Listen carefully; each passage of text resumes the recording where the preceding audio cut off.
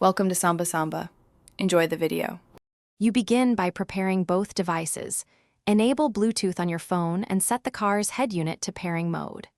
Once done, open Google Maps and make sure it has location and Bluetooth permissions so navigation audio can route. On your phone, scan and tap the car's Bluetooth name.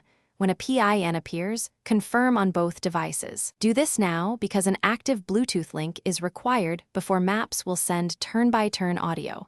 So complete pairing, you continue by launching a route in Google Maps to force the app to expose audio options.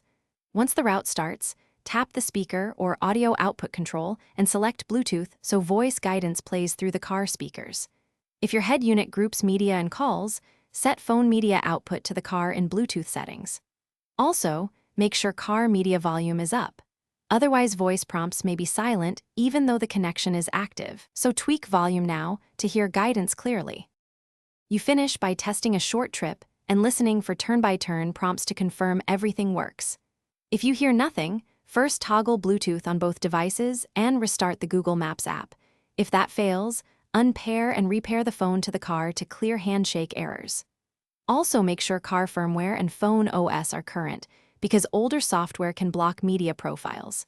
If problems persist, consult the car's audio input modes. Some units require a specific media source for navigation audio. Thanks for watching. Consider subscribing if we helped you.